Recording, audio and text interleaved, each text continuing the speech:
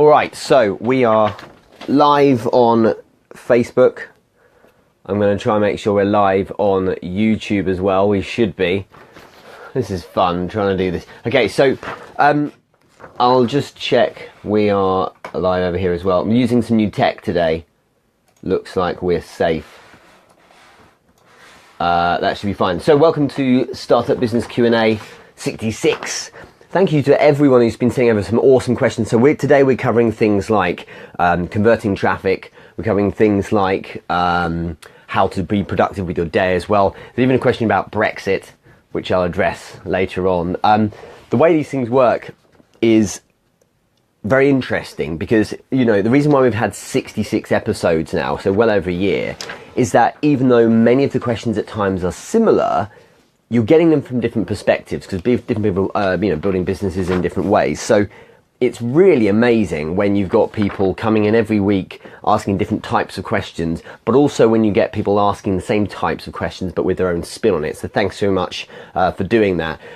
We've got running here through Facebook, finally got it working because I've got some new tech working, and then we've got YouTube streaming as well. So thank you to both whoever's on either platforms today. That's really handy. So let's start with the questions, and yes, some really interesting ones. So let's start out. So Robert Filato has asked, if knowledge is the core of business, so for instance consulting, or necessary to survive in an industry such as IT, would you rather focus on mastering that industry first and then start the business, or try to develop the business while learning more about the industry?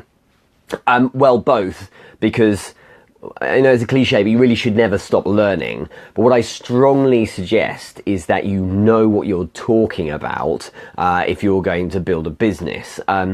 With very few exceptions, it makes a lot of sense to be half decent at what you're doing. So the reason why I can claim to be half decent at helping people build a business is because I've done it loads, and I've built businesses that make millions of pounds and helped other people do the same. So I'd like to think that there's something in that experience. The same goes for sales as well. You know, there's probably 15, 16 years of solid work on sales, so helping people build their sales teams, running them myself, all the way down to, of course, making the calls, knocking on doors and doing that kind of thing. So all of those kind of spaces I've had a lot of experience in. If you don't really have much experience, you know, if I didn't have those experiences, I would be very remiss to go ahead and then start talking to people and telling them what to do, because I wouldn't know what I'm talking about. So best thing to do is go and get some experience. Go work for other people, because that will help you get some actual view of it. No theory is ever a replacement for experience. It just isn't.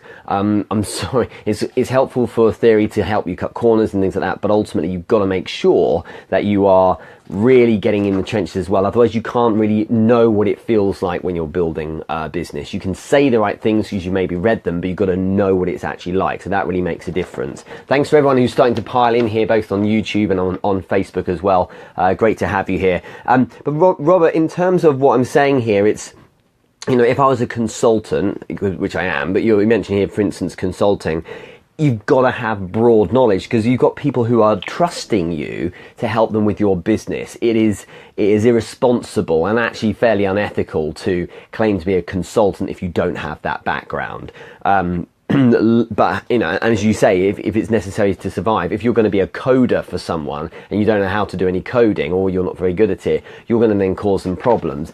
Obviously you level up as you go, but let me put it this way, if you're asking this question, it means you should perhaps look at improving the actual experience you've got. So the short version is this: when it comes to deciding if you're going to build a business in something, a working knowledge is usually insufficient. If you're going to be a master of your space, and look, it's no use being some average guy. If you're going to be the next social media business, if you're going to be the next, Grant Cardone sales extraordinaire, well, you better be good at it. And that's not just because you think you back yourself, it's because you've been out in the war, you know, you've done 10 years of selling, you've been through all types of meetings so that you can relate to people. Because what it comes down to, okay, is when you're selling a customer or when you're working with someone that you have already sold, they will trust you more and buy into what you have to say if they believe you've gone through it as well. It really makes a difference.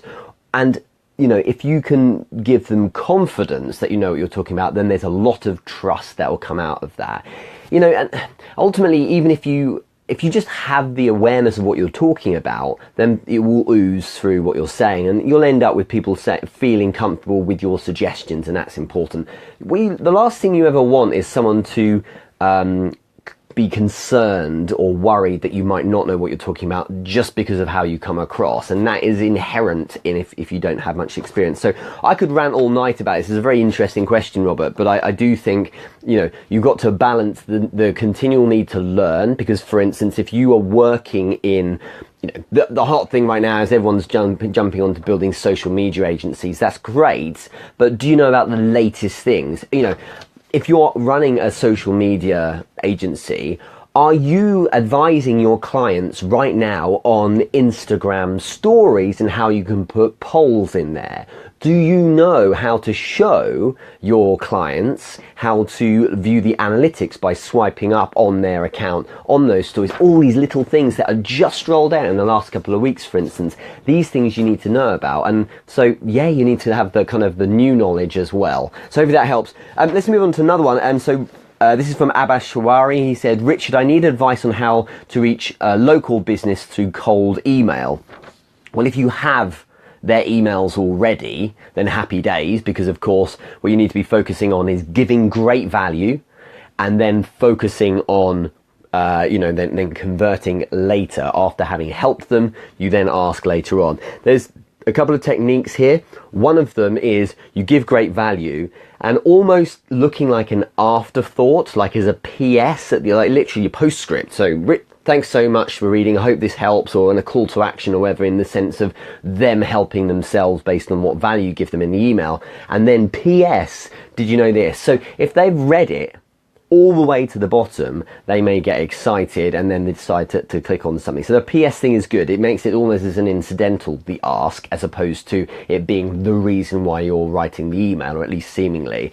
And the email itself should be packed with value. But of course, this is people who have already signed up, and I'm presuming from your question, Abbas, you perhaps don't have cold emails. So, what you can do is build a simple funnel. So it would, for instance, if you did it from Facebook, it would look something like this. And there are many ways of doing it, and I'm sure the people who are more expert than me have other ideas. But if you run some promotional ads, simply promoting something that's of high value to your particular space. So one example, one thing we've done in the past is we were targeting a certain demographic.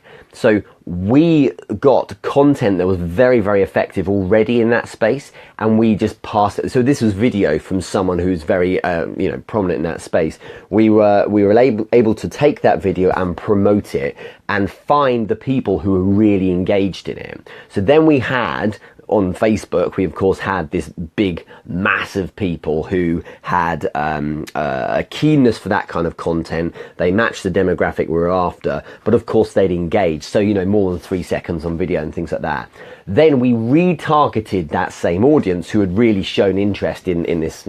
It was kind of fail-safe content that they would like, and we retargeted them then with more content, but content where if they were keen on the value, they could click through and then of course move on to our lead magnet, which was it was something of value that they could download and make use of. And in fact, in that case, that's where they would put in their email address. Okay, so in doing this, we were able to get these people from 0 to retargeted, and then of course by continuing a great story, making it of high value still, giving them that lead magnet, so it became something that was like they were thinking, oh, this is perfect, this fits with the narrative of these adverts, I'd like to have access to this information. We then got their email, and then of course by receiving those emails, we could then use our emails to fire over some more follow-up content. So the key thing to understand, just going to draw it together, is that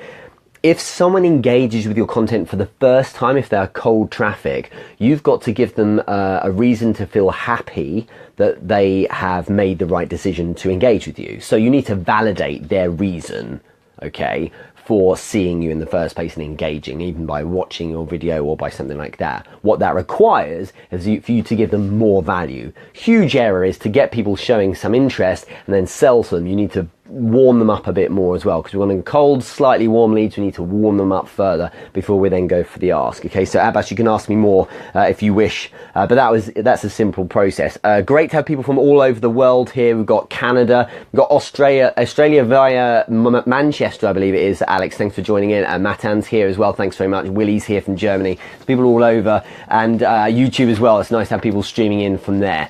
And so let's go to the next question. Lewis Clack, what are the 3 most important things to do in your startup for the first year? There's 3 things I often tell people to do, okay? So there's 3 things, or not tell, but suggest they do. And it's kind of an easy way to remember. It's S3, so 3 S's. The first one is you have to start. Okay, and it's interesting, if you want, arguably the best book on starting is Poke the Box by Seth Godin. You should check it out. Thanks, Matan, for your comment. Thanks, Alex. If you check this book out, the point of it is really simply to say, you know, it's all very well talking about great ideas. Venu, thanks for joining in. All these great ideas, but the problem is that often people use writing up lots of ideas as a defense mechanism. It's almost like a way in which they can hide rather than start. So what's essential is to say, don't be that guy who just keeps coming up with ideas as almost as like a shield, and to say, oh, you know, don't tell me I'm not starting anything because I'm busy doing these ideas. It's important that you actually begin. Okay, so the first thing is start.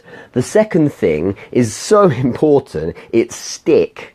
Okay, what it means is stick to it. It can't be on day one that you are going to become the next big thing in, some kind of Bitcoin business, and then 2 days later someone catches your eye and you're going to start working with Arbonne, and then by Friday, instead of doing that, you've got this great idea about being real estate. It's important to stick. For your first year, stick. Seriously, stick with that thing. It should be something that resonates with you anyway. Far too often, the reason why people don't make it anywhere is because they don't get a result within 3 weeks, and then they're upset. And, you know, when you've been doing something for 5 minutes, you've got to give it a bit more time. Often the problem is you've not given it enough time. So you exactly right there, Venu, with your comment that it is the shiny object issue. So first thing to do is start. Just begin. Don't plan stuff. Seriously, it's too much. For most businesses at the beginning, there's no need to really plan that much. When it comes to highly complex businesses, maybe you do. But in the main, the majority of you guys watching, I know, maybe doing an online business or something like that, just start seriously. And then the planning, you could actually retrospectively plan a couple of weeks in whilst things are moving, but start something, okay? Then stick at it, basically commit to yourself, say, I'm not doing anything else for at least the next 6 months, it's this. Really hunker down and then go for it. And you know, there's stuff I learn every week that is new to me, and it's things that I'm thinking, how did I not look at things that way? And that's after 16, 17 years of operating in business and business development and things like that. And you always learn things. So I can't wait till a time when I'm ready. I just need to become ready by starting and then stay with it, okay? And then the third thing, I'm going to draw in Seth Godin here for the third one. The third one is to ship.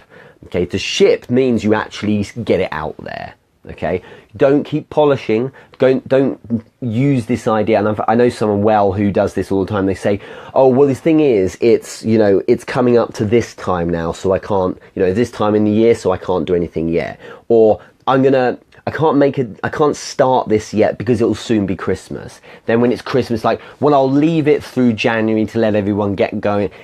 Just ship. You have to ship your product, which means you have to get it good enough to be saleable and get it out there. What's so important is that you recognize that the journey your business will take has to, if it's going to be successful, it has to have different iterations of its product, or alternatively, all completely new products. It's interesting because I first started one of my businesses a couple of years ago with the 8-Step Startup Program, and now that program is something that I'm very proud of all the work I did in it, but it's not something I would use and directly hold, wear on my sleeve as my defining product. It's something I did in the past, but it was useful for me to springboard and leverage and do other things as well. And it's so important you understand that you've got to be willing to let things go and move on to the next one. So you need to just ship things out so you can test the market and get kind of basically get feedback from them. And, you know, some people might be saying, do you know what, this is no good, or actually this is great, but we need like a better iteration of it, and then you go and build another one. In fact, a little secret for you is that in the coming weeks and months, there will be like a 8-Step Startup 2.0, which is a slightly shorter course. It's planned to be about 40 episodes, each one about 5 minutes long, each one with one tip in each of those 8-step startup areas. So that will be very valuable because it kind of brings everything together rather than the very long course that we had before that was north of 50 hours of content. It was absurd. So that's the perfect example of why it's important to ship, because I got to see the reaction to 8-Step Startup and I got to see it actually in people's hands, and as a result I could say, you know what, I'm going to now take this to this direction and do something slightly different. So start, stick with it, and ship. Make sure you actually get your product out there. They're the 3 things I'd offer, Lewis. Next questions. What I've done is I've put the next 3 together because they're very similar. So Rukan Malas, thank you for your question. You've asked, how can you keep up your time? Rudy's asked, I don't know how you say your name, sorry, Rudy Ing has asked, can you give me some information on time management? Ben Lang has asked, how do you produce a super productive day every day of the week? So I'm going to kind of put these all together because I think it's something that needs to be addressed. And what this comes from is that someone I know recently got in touch with me and said, I've had a really productive Thursday. The problem is that I had a productive Thursday having had a really weak Monday, Tuesday, Wednesday, and I need to make sure that my Friday is productive as well. What do I do here? Because I'm really feeling pumped and motivated, but I'm often not that way inclined on a Monday or Tuesday. And there's a business I'm going to go and see in London on Wednesday, and they're quite near to Lincoln's Inn, which is a big legal district in London. And I'm actually meeting their commercial team. The difficulty they have is that they have sales months, so they work on the calendar month, and what happens is at the end of a month they are all go to try and close their business on the last week, so they give it everything, their pipelines run dry, and then they've got week 1 of the new month and there's nothing out there. And it's almost like after all of that push and effort to get the numbers and hit their target at the end of a month, they then almost relax a bit. And historically they have a really bad first week of each month. So, and this ties in quite closely. So we're going to look at on more of a micro scale, looking at weekly. Job number 1 is to understand that you cannot expect your business to thrive day in, day out if you are being led by being motivated. Okay, it's essential that you are motivated by your, broadly speaking, by the world you're in, and I'm talking about, the direction you're taking with your business, the vision, the end goal, where you want to be, and what you're doing. If I don't care about Forex trading, then I probably shouldn't be in business running a Forex trading business, right? I should be focusing on things I'm after. But more on a micro scale, you cannot wait to be motivated, so emotionally feeling pumped. You cannot wait for those moments before you then do any work. Because what would happen, and this is often what happens a lot, is that you get nothing really on after the Monday morning push when you're like, yeah, let's go, let's own the world by the end of the day, go for it on Monday morning, because then you dip a bit, and then some people can't get themselves going on a Tuesday, some people have the hump day nonsense on a Wednesday, and it's just because they're not really in tune. But you can't rely on motivation, you need to rely on something else. So I found that accountability to a schedule is a really good idea. And let me put this really simply. If you have a to-do list, you are only halfway there. So the secret, if you want to call it that, for the way I'm productive every day, is I don't have just a to-do list, because a to-do list is a list of ideas and things you want to have done, but it won't cover everything in the right way, because what it does is it says, here are the things that would like to have done, but it doesn't push you with urgency to get these things done, unless there's something that emotionally is driving you to get it done because you have to close that sale, otherwise you can't pay rent, or you have to do the accounts, otherwise you'll incur a fine from the Inland Revenue or something. So rather than that, it's better, instead of having a to-do list, to have a when to-do list. Now, a when to-do list is very different, because what it does is it says, right, here are the tasks for the day, but also here is when they are going to happen. So what I'm talking about now, and for instance, I'm looking over here because I have a whiteboard with this on, I would write out my entire to-do list, okay? I would order it in the order I want to do it in the day, but then I would put a time next to each one. So it might be 8 a.m., 8 a.m. I would read for 10 minutes. 8:10 a.m. next task, so post on Instagram. 8:25 check emails for any, and organize emails in terms of how I would deal with them during the day. 8:35 make call to this guy. 8:55 do this. Okay, 9:12 do 50 press-ups. 9:13 do 50 sit-ups. 9:14 go read for 10 minutes. 9:24 cup of tea. 9:28 go and do this, for instance. All this stuff is essential, because what it does is it starts bringing clarity here, rather than, when I get a chance I'll do this stuff. Because look, thumbs up if you've done this before. Seriously, have you ever written a to-do list and found that it's usually 2/3 that you get done, right? It's always about 2/3, because you always overreach a bit. What happens is you say, this needs doing, put it on the list. And I'd like to get that done as well if I can. Now I'm in the mood, I'm now thinking about all the other things as well, and it becomes a list far beyond the amount you can do in a day. So in order to get that really done, you have to push the urgency. When you put these actual timestamps next to each one, you start using your watch properly, or using the clock. It's ridiculous when people say don't watch the clock. You have clock watching during the day.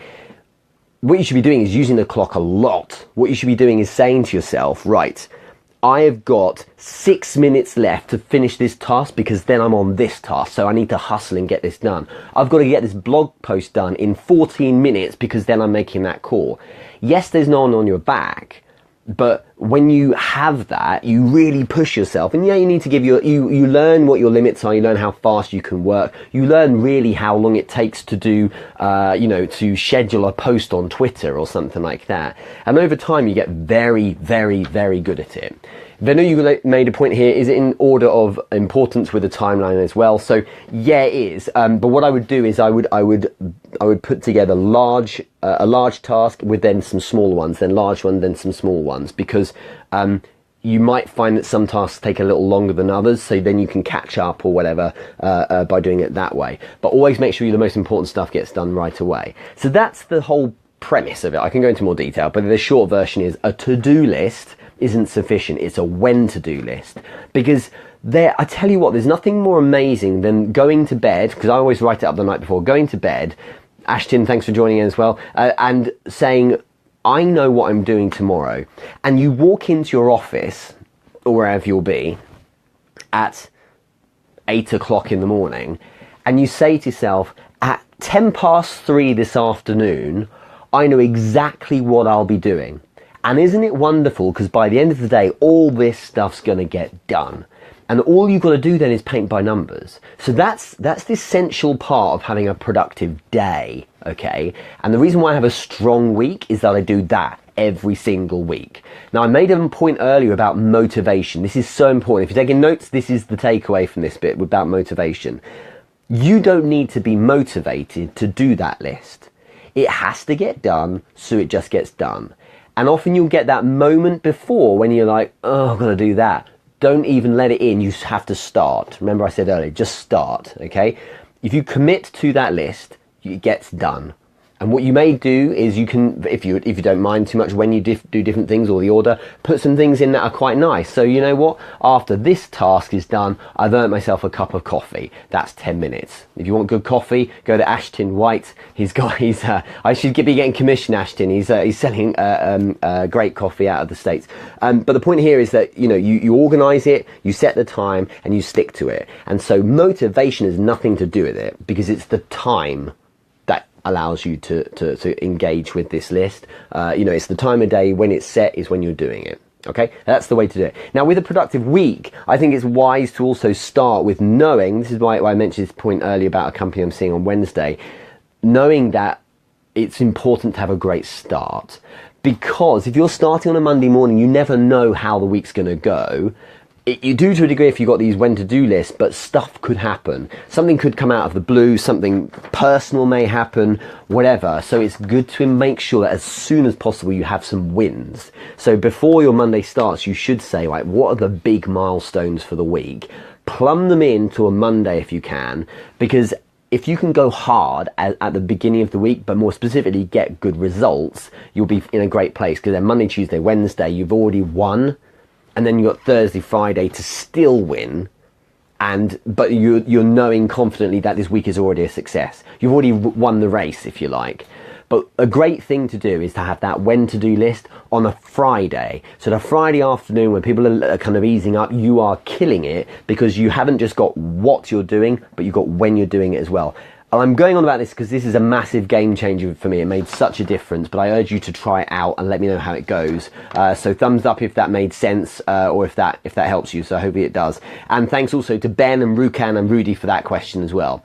We're live. I've got a load of questions live on YouTube as well. If you have a question, you can ask it now. That's no problem. Anything about your business or about startups, and we'll answer it here as best I can. But episode 66. So thanks very much for joining in, everyone. Let's go to the next question. This is from Alex Miropo Hara, and she says, Richard, what's the best strategic integration points within the UK for expansion to Greater Europe? And how do you anticipate this will be affected by Brexit? This is very much a two-part question, and there will be a reason why you'll see in a minute. But let me handle this first bit. In terms of strategic integration points within the UK for expansion to Greater Europe, I presume you mean geographically. And there are a number of ways to look at this. So, in terms of connections, it depends on what you're doing and what your clients are doing. If there's a need for physicality, so you have to physically be with them, then for someone who's maybe not so aware about it, so you've not obviously got London, but you've also got Manchester as well, and Manchester is like your London of the north, I would say. Both are tremendously well connected, but Manchester is obviously just a little bit further. In terms of, so that's in terms of getting to people very easily. One thing I would say is that in terms of shipping, it's far cheaper to ship things through the channel, through the freight trains onto mainland Europe. So if you have stock or inventory, it would be intelligent to explore the southeast. So Kent, Folkestone, Dover, place like that, of course, is where the channel crossing happens. And so you're just cutting right back. It's just logic on logistics in terms of having your stuff in the right place to get onto mainland Europe sooner. If there's any clarification you want on this, Alex, then let me know. But that's what I would say. But also get in touch with a logistics expert. There will be someone who can help you out. And if you need any advice, then just DM me. The other question was, how do you anticipate this will be affected by Brexit? No one knows, and that's the answer. No one actually knows how anything's going to be affected by Brexit. They don't, because a lot of stuff's not even been organised yet. Let's be really clear. What has happened, I'm not having a go of being bad, but just it's important to get this out, because a lot of people are getting scared in the UK, are getting scared about things. There's just no intelligence about that. Nothing's been organised. Nothing's been negotiated. It will be a long time, relatively speaking, for a startup business before you feel any change, let alone any kind of pinch or anything like that. Remember as well, in terms of economies, we are second to Germany? We're like neck and neck with France, I think. So what that means is that the UK is a very important partner for European countries, because it was a very, relatively speaking, a very rich country. It has a huge GDP, which means there's a lot of people, 60, 70 million people, who have a lot of money, relatively speaking. And so it gets spent a lot. So if there's a country with a lot of money that gets spent, you need to make sure you trade with them. It is just as important to the UK. I'm not trying to be diplomatic. This is just the fact, but, forget the politics. This is what the people need. It's intelligent to be able to trade with Europe. We may not physically be attached to it. We're an island, but we're close enough, and with a large amount of a large amount of money in the people who live here, that as a result, people are going to want to make sure that they can still trade with us. There's no point looking elsewhere to maybe countries who are further away or don't have the money, because we've got the UK right here. And plenty of other companies have demonstrated this is possible. So I would worry not about Brexit. I would be thinking right now, if I'm starting a business, starting out, I would be focused on getting the thing off the ground. As it stands, absolutely nothing has changed. The only thing in play, really, is fear right now. What I do think is that there may be some things that some organisations are doing to mitigate problems. So on a case-by-case basis, you need to organise that kind of thing. There are risks everywhere. And you've just brought up a comment here, Alex, about trademarking, for instance. Yes, there's an upfront cost, but the thing is, if you have a trademark registered in the UK, my understanding is that it isn't registered in Europe. You have to then go and get a higher level of it anyway. There will be a huge amount of making sure things like this are sorted out, I'm sure, because nothing can be left alone. It just can't, because there's so many things depending on other things. So either nothing gets done for a very, very, very long time, or there will be changes, but there's nothing you can do. Should you do it now to try and save money in the future because it might cost more? How do you know it will cost more? It might be cheaper. The problem is that if there is a complete detachment from mainland Europe, in terms of trade and ideas and things like that, you may move to a point where there are reasons why it becomes cheaper to trademark yourself. You just don't know. Now, I'm not trying to be rash or say, oh, don't worry about it, it'll be fine, because we don't know. It could be a terrible thing. Personally, I haven't really sat either way on it, and I just think that it's difficult because it's completely unprecedented. What I do feel is that right now, unless you're going mega millions, you're not going to notice much of a difference. If you're looking to build a business based on subsidies and handouts and grants and things, that's an interesting way of starting. But you should be all in on the meat, which is the getting sales directly for your product, and live it, enjoy it right now, because it might be better, but it also might be worse. And you've probably got a couple of years of very little changing, even afterwards. So I don't know, but also no one else does. And I think that you mustn't, I suppose this is the takeaway on this question, you must not let fear be a driver. You should be intelligent, but where we don't know for sure, carry on as normal, because otherwise how do you know? And things could change for any of us in any way. And I appreciate this is something that's much more on our doorstep, but to be honest, they're barely getting their act together with starting the process of negotiating, so we're a long way off. But yeah, PM me or DM me, because we can get a bit more detail on, and I can help you specific cases if that helps, Alex. But thanks so much. Very topical question. The short version is, this is just like a market, okay? Like when you're trading, when there's fear and there's emotion, people react.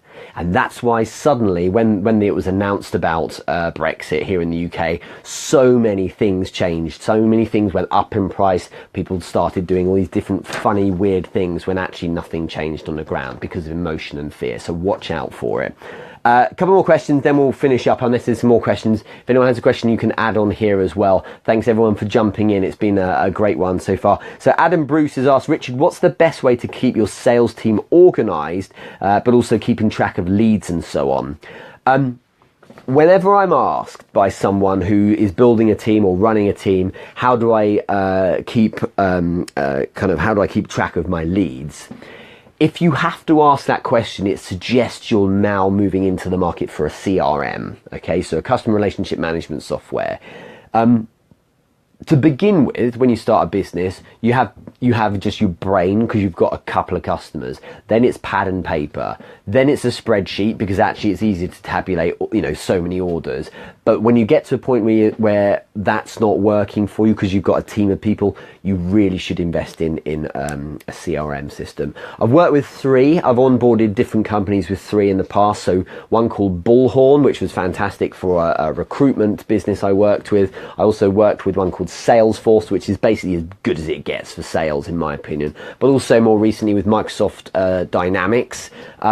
Both Salesforce and Dynamics are fantastic. I'm a big fan of Salesforce because it's easy to plug together, but that was just me. But I would say Microsoft Dynamics makes sense to try it, and I think this is nice and simple. To keep track of leads, you should have something robust in place. If it's for yourself, then it shouldn't be too difficult. But when there's several people starting to come into your team, you need some kind of way of not just, having the detail on what's going on with your leads, but more importantly, you've got to make sure that it's talking, you're talking to each other in some kind of shared collaborative platform. Now, a CRM could work. It could be something like Basecamp. That's what I use with my team for part of my operations. And so we can all talk to each other. We can upload drag and drop an image or some copy or whatever, and it's always in the right place and everyone has live access to it. But for sales, it may well be, it depends on what your sales are like and what you're selling, Adam, but it may well be that it's time to look for a CRM, I would say. If you have to ask that question, it's because it's getting difficult, so it's time for the CRM. That's my best way of looking at it. Or look at something more internal on the software that receives your money if you're receiving electronic payments. The other question you've asked, though, the first bit was what's the best way of keeping your sales team organized? It doesn't have to be difficult. It's not an overthinker, but it's interesting you ask this because there's a company I'm seeing tomorrow, and one thing is clear is that whilst they make a lot of money, they're an 8-figure company. They're closing on about 20 million a year revenue. But what's clear is that there's no organization, and managers of sales teams, or in fact any teams, need to recognize that no matter how long in the tooth or experienced their teammates are, they have to still manage them because people like to be managed. It's good to give people direction. And perfect example of this was last week. I spoke to one of the guys at this company, and he said, oh, that guy on my team, don't worry about him. We don't need to do any kind of management of him. So I said, why? And he said, well, he's been here for 7 years. He kind of knows it all. And I was like, it doesn't mean he doesn't want management. You're telling me he's happy to just do the same job every day. Is he utterly pumped by that? Of course not. Look at it this way. Jeff Bezos, who heads Amazon, who's arguably going to be the first guy who becomes worth 100 billion, is 100 billion, is going to be, he's got like a leadership coach. So he's got a guy who still manages him and helps set him goals and things like that. So until the day he doesn't need it, I think we all do. And so, what's important is saying, right, at the very least, at the top of the week on Monday, let's sit down and have a word about what we're going to be doing. And at the end of the week, let's review it. But ideally, you should do that on a daily basis as well. And so, but what I was going to say is you need structure, you need routine, and you need touch points. So the first one with structure is that your sales team need to understand when they do the research. They need to understand when they're on the phone or on doors or knocking on doors or out in the field. It must be set times. It tends to work better that way. Because otherwise they kind of drift. They're just doing emails when they could be calling, for instance. So set times for research, set times for calling, and I would often suggest set times for sending out proposals and emails, because otherwise it's the middle of the day, perfect time to call a client, and you've got a guy who's tapping away. So it's better to get them focused on just selling at certain points. And obviously if they have to send an email, they do. So that's the structure side, but it's important to have routine as well. So for instance, every Monday at 8:30 we have a sit down and we talk for 2 minutes about what we're going to bring to the team that week. We give ourselves our commits. I will commit to 8 grand this week. I will commit to 14 grand this week, whatever it might be. And then you should have a midweek catch up. You certainly have an end of the day word with them, even if it's just around desk, and then something on a Friday. that can work as a team, but in addition, you must meet your guys individually as well. If you've got too many, no problem. You need a sub-manager section as well. So you have you, then a sub-manager, and then a team underneath. In terms of actual structure, I have worked with different types of structures in the past, and the one that worked for me the best is the rule of 1 and 3. So only one person can only manage 3 people at once. And it's good because it means you haven't got so many people reporting to you. So I'd have me, 3 guys, and they report to me. Each of them can then, it's just a pyramid scheme, that's all it was, but within a company. So that was the hierarchy. Each one of them had 3 people as well. It's so empowering when you say to your guy underneath you, you know, you've got 3 on your team. If you want another, one of them has to manage for you, and that person will really love it as well. But it means also you've not got hundreds of people chatting at you all day. You've got 3. And yeah, you go and speak to everyone in the group, but it's essential to say, do you know what, for reporting and for clarity, you give me your division. That's the end of it. Then I haven't got different stories. You manage that. And so that gives people power as well. It makes them feel strong. But I think also touch points. So you need people to be aware there's a forum for catching up on you. You should have a monthly review of how everything's gone. So some kind of mini conference. Here's what the results. Celebrate people every week. Champagne, give it out. You know, for $20 or whatever on a bottle of champagne, you get so much love from people. Or give them, like, buy them a book or something. Hey, you know what? I was really thinking this would really help you. It's that kind of thing. That's the soft stuff that's important. But structure, routine, and these touch points, so you're constantly there with them. Because what happens is stuff goes wrong. It always will, every so often. And if you're not in touch with them regularly enough, that can fester and happen before you get a chance to actually do something about it. So your eyes and ears are most effective when you're constantly engaging with your team. That doesn't mean on their back all the time. It just means being there for them, showing them that you're in their corner as well. So that's it in a nutshell, because I could write a book, probably should do, on running a sales team. But thanks very much for that, Adam. Let's ask 2 more questions. So one here from Willie Wolf. I saw you were on here earlier as well. So Willie, thanks very much for joining in. And thumbs up if you can hear me okay on Facebook, and also give me a thumbs up if this has been all right on YouTube as well. Look at Willie Wolf's question. What's the best place to meet or attract like-minded people besides the internet?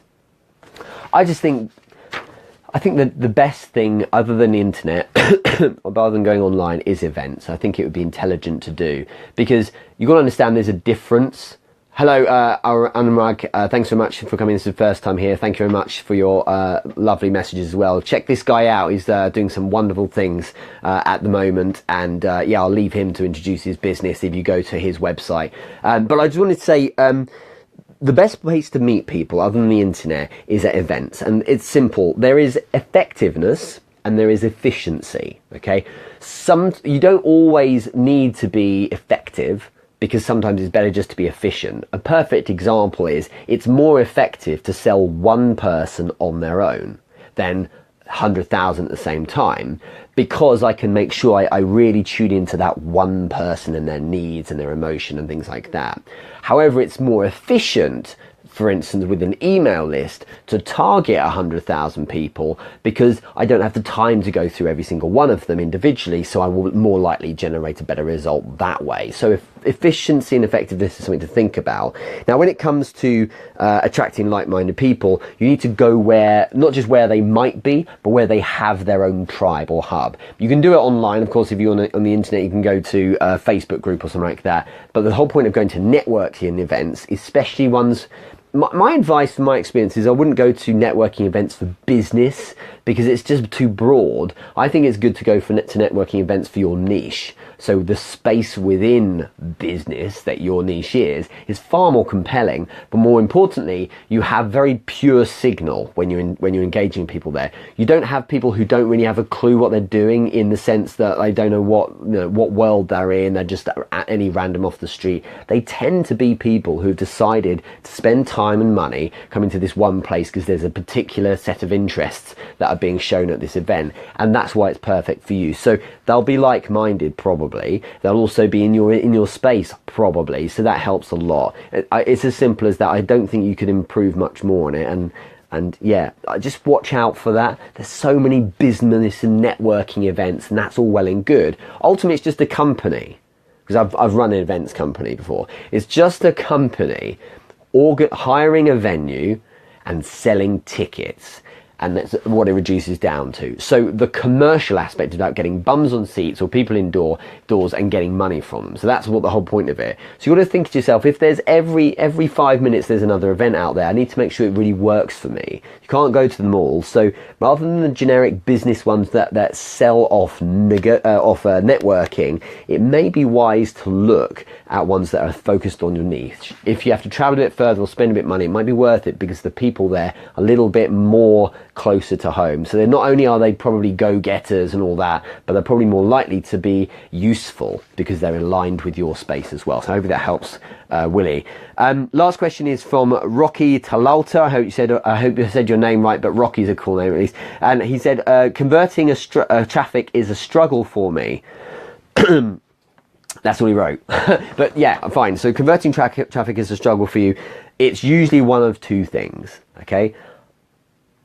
Basically, if you have traffic coming in, for instance, from an advert, what you tend to find is that adverts can be really well polished and people spend a lot of time on them and they get engagement. But when there's a click made onto, for instance, your landing page, what's essential is that the story from the advert, or at least from the step before, is continued seamlessly. Okay, so it needs to be whatever narrative that's in the story continued through. Now that goes for things ideally like your palette, your logo and things like that as well. If you were on a video talking on your advert, where's your face on the landing page? It should be there as well. There should be there should be continuity there, because then people will feel like they're still on that same journey. Otherwise they get a bit interrupted and that doesn't convert so well. So that's something to look out for. The other thing as well is making it frictionless, okay? Because if you've got a great story and you're seamlessly moving through to a space that kind of continues that story, for instance, your landing page, you may not be converting them simply because you're making it too difficult. Maybe you're making them click around and do too many different things. You want life to be really simple. So there's a bit more of a sell, a bit more value being given, and then you lead them to the water, and then of course they should hopefully drink. But if it's like, what's going on, this page is far too complex now, it has a massive effect. The other thing to think about is it may just be your content, it may just be your product. You're just not interesting enough, and if you're a bit boring, you're not going to convert people. So spend a lot of time, this is my experience, spend a lot of time working with making sure that at the front end with the cold traffic, you're working really hard to give them great value. And the final point about this is, so it's not obvious, but it's something to be aware of always, is don't shoot too early with the whole ask. Make sure you give them more value than they could expect, then ask for something in return. So you've got this cold traffic, they're interested in what you've got to say, then they come onto your landing page, give them more value again. Okay, give them some more before you go ask. What it can't be is that you entice them in and then you're selling at them, in the sense of come buy now. It just doesn't work like that. So you've got to be a little bit more elegant about it. And it's usually one of those things, okay? So remember, the story has to be consistent going through. It needs to be frictionless as well, so make it simple and convenient. Also make sure your product is decent, okay? Or the release priced wisely as well, otherwise it won't really work. And finally, make sure, of course, that when people get onto the page, there's a keenness to buy, or rather, your keenness to sell doesn't get in the way of continuing to add value. Remember, I mentioned this earlier about ads. When someone decides to engage with you, what you must do is make sure that you give them more value, because that validates their decision to engage with you in the first place. So something subconsciously will make them think, yeah, it was the right thing to do to engage with this person, to write a comment or something like that. Because otherwise they're like, whoa, I just liked this, or I just clicked on this and now I'm being sold at, and people don't like that. You need to warm them up a bit further as well. So more value first is the best way to do it. So if that helps. But Rocky, get in touch with me and then we can maybe look at your particular case, okay? I think we'll finish there. It's been brilliant fun. Thanks so much for everyone who's joined in on YouTube and on Facebook. If you liked it, then please like it. I've seen people sharing away as I was running the video, so that's very kind. Thank you so much for it. All of you are wonderful. There's a few notifications. If you haven't checked out the new website, therichardmoore.com, go and have a look there. What I'm doing is I'm moving a lot more of my blog work and articles there rather than on Facebook. And so what will happen is, if you want the longer articles, the interesting kind of the detail and my musings and whatever, that's the best place to go. In addition, that's where things go up first. Okay, so if you want to get the first look at stuff like that, that's the best place to go. Thank you everyone who's already starting to send through inquiries and things like that. I've got some really interesting stuff over the weekend too. So I will follow up with you all as soon as I possibly can. If you're not checking out the YouTube channel as well, please do. The link is on my profile here, because we are streaming every Monday as well. But also, you know, there's hundreds of videos there. Hopefully that's some support and help for you too. In the meantime, thanks so much. I'm always looking at these live streams, even though after I've done them. So if you have any further questions, stick them in, even if you're watching this on a replay, and I'll happily answer them, because I'll get a notification of that. But otherwise, thumbs up if you liked it. If you didn't, you know what to do, and you can let me know why. And I'll catch up with you soon. Have a massive week. Good luck to everyone, and thanks so much for everyone for joining in. You take care. Bye bye.